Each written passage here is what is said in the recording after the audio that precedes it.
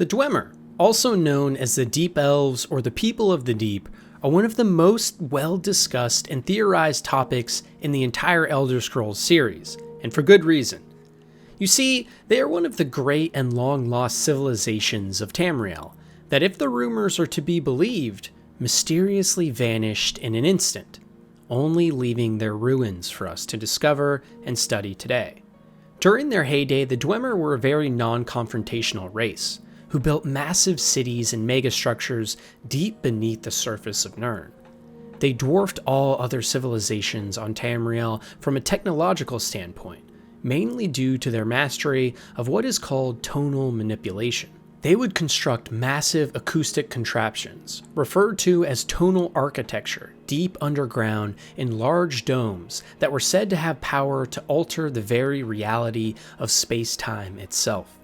The structures produced sound waves that could terraform large cave systems, create holistic and powerful medicines, and by all accounts, even see into the future.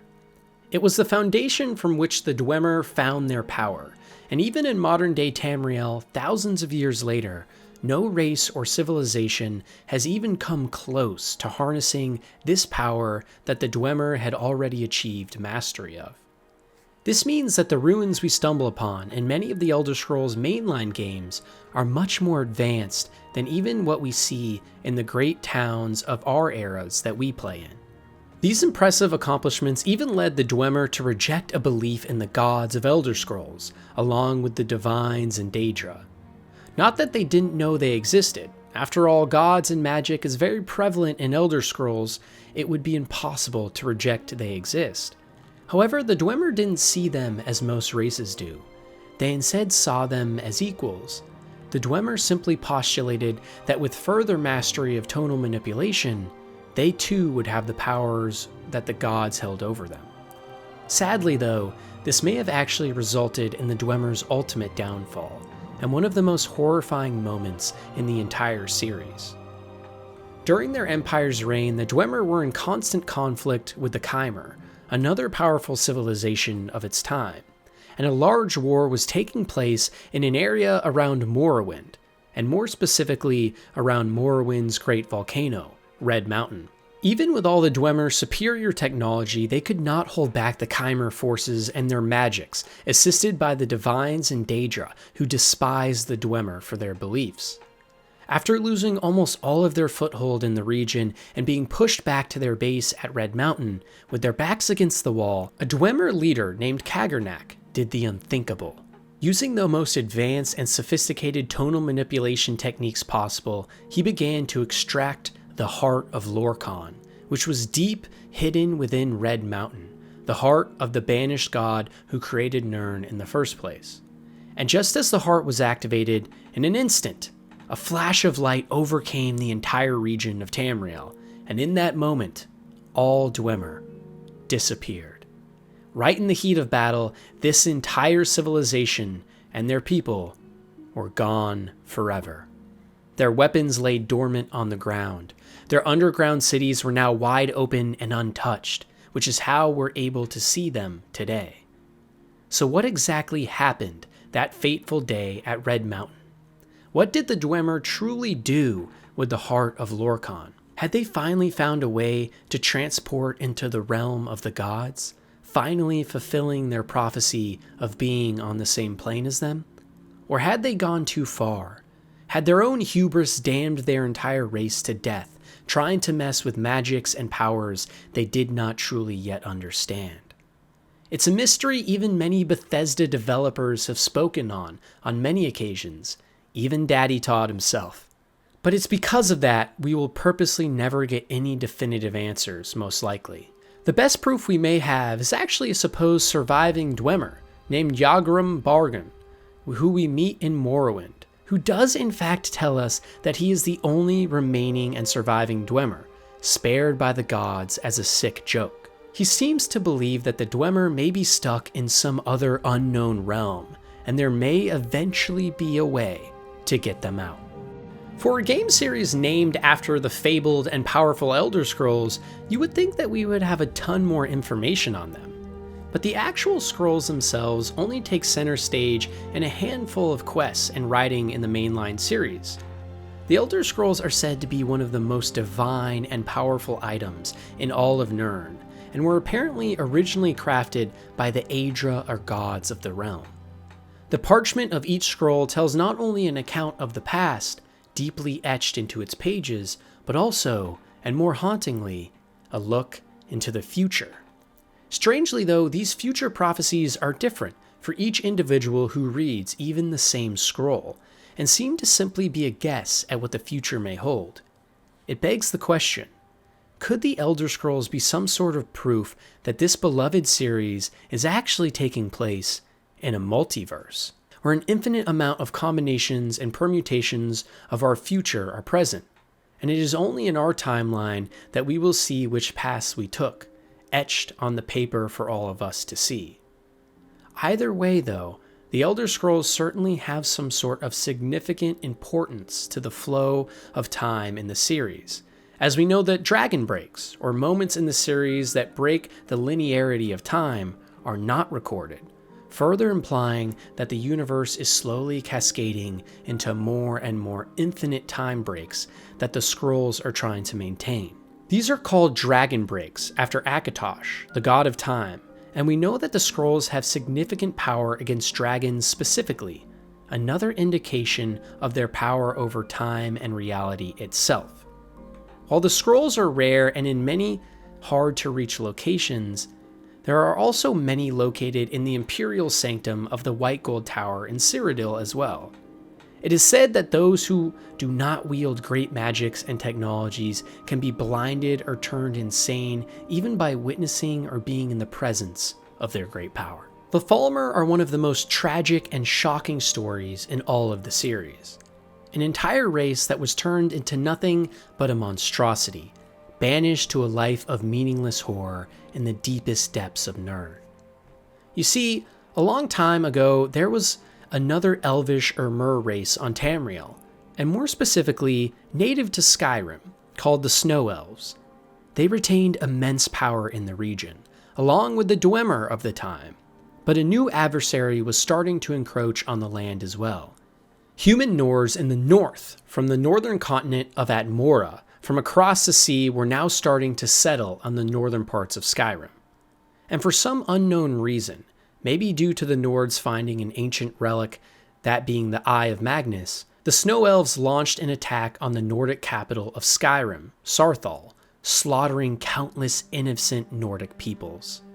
In retaliation, a massive and powerful army of Nords sailed across the sea from Atmora to Skyrim to help their brethren, and managed to decimate their Snow Elf foes, pushing them back to their final cities in pure defeat. As a last-ditch effort, the Snow Elves reached out to the Dwemer, asking for help, for them to use their machines and great underground capitals to defend them, instead of sitting idly by. And the Dwemer actually accepted this proposition, but on only one condition. The Snow Elves had to take a poison that would blind them, and stay within the depths of their deepest underground cities. The original story states that this is how the Falmer were born, that the Dwemer blinded them all, and then used them as a giant slave workforce to create more massive tonal architecture. But the problem with this is, why would the Dwemer actually need this? They already had massive robotic machines that did all the work, and for a usually peaceful race, simply subjugating the Snow Elves to such torture for no reason seems out of character. On top of this, how did the Snow Elves go from this to this? Certainly the lack of sunlight and blindness would have caused some alterations, but becoming the monster we know now as Falmer seems like a bit of a stretch. More modern theories from many YouTubers like Avarti actually presume that this radical transformation into Falmer monstrosity may have actually occurred for a different reason. As we know, the Dwemer had an obsession with ascending to the realm of the gods, as they saw themselves as equals. So what if the Snow Elves were actually being used in some sort of experiment, to see if they could be transcended into a new realm as a guinea pig, before the Dwemer actually tried it on themselves? This is potentially implied in the Dwemer tablet from Calcio, which we can find in-game in Skyrim in the Hard Answers questline, which at one point, when translated into English, states, "And so it was your people were given passage to our steam gardens and the protection of our power. Many of your people have perished under the roaring, snow-throated kings of Mara, and your wills were broken. Only by the grace of the Dwemer did your race survive. We did not ask for thanks, for we do not believe in it. We do not ask for gratitude, for we do not believe in it. We only request that you partake in the symbol of our bond, the fruit of the stones around us. And as your vision clouds, as the darkness sets in, fear not. Know only our mercy and the radiance of our affection unbinds your bones to the earth before you, and sets your final path to the music of your new eternity." This tablet seems to be a record of the agreement between the Snow Elves and Dwemer, and if true, it implies that this guinea pig theory is most likely correct. It could be that these twisted experiment by the Dwemer slowly transform the Snow Elves into these demented creatures, and when the Dwemer themselves mysteriously vanished out of nowhere, these damaged and damned Snow Elves had to learn to fend for themselves deep underground, all while being blinded and alone. A truly harrowing idea that the once great race of the Snow Elves were tortured and abused so much that over time they became one of the scariest enemies in all of Skyrim.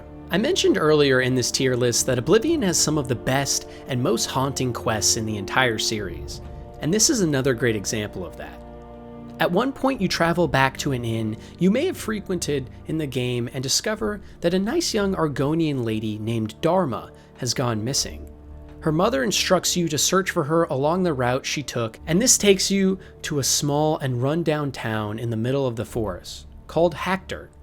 The residents here are extremely creepy, with many ignoring you or being short with their answers, having discussions about why you are here behind your back, and one patron who will even follow you around the city everywhere you go, watching everything you are doing. Luckily for the player though, there is one citizen who, if you ask about the town, asks that you meet him after dark, alone and away from the others. If you do so, he reveals to you that 80 years ago, when this town was being created, many of the miners underneath the city in the cave network discovered strange and disturbing beings that they called the Deep Ones. Some of these people had turned into what the town called Brethren, and now live in the caves with distorted faces and bodies. The rest of the town now worships these deities, and has been told by them that they must sacrifice others in order to summon the Deep Ones once again. This is most certainly what is happening to Dharma, but this mystery gets even weirder the closer we look. If we go to the church at night, we can see that all the town residents are going in and listening to sermons from this book. And if we go in later and read it for ourselves, we discover that it is full of nothing but Daedric symbols. Pretty damning evidence for sure. And this leads us to 3 theories of what could have happened here, with the final one being another awesome theory from the YouTuber Camelworks. The first theory postulates that the Deep Ones could be Dwemer, as Dwemer are referred to as the Deep Elves. But really, this holds very little weight, as everything else around the story doesn't sound like the Dwemer at all. The second theory states that the Deep Ones could actually be the lesser-known race called the Slowed, giant toad-like monsters that are well known for their extensive slave trade networks, and even working with Daedric princes, which would explain the Daedric symbols in the book. Even more interestingly, if we translate this book in the church, it translates exactly to a book written by a Slowed in the Elder Scrolls offshoot game Redguard, word for word. Either this is an Easter egg or a very specific clue as to what the Deep Ones really are. The Deep Ones being Sloweds would make so much sense, as they could be asking for sacrifices for their trade routes or to some Daedric prince. And the final theory argues that the Daedric book in the church is in fact just a straightforward clue that the Deep Ones are Daedra. And more specifically, the town is sacrificing to either Lord Dagon, one of the main adversaries in the Oblivion main game, or even more likely Molag Bal, as this would explain the sacrifices specifically, as Molag Bal is keen to receive blood and soul sacrifices. Either way, there is a harrowing voice we can hear deep within those caves, beneath the town of Hackdirt, the only instance of this line in all of Oblivion. So something very clearly sinister is happening in this town.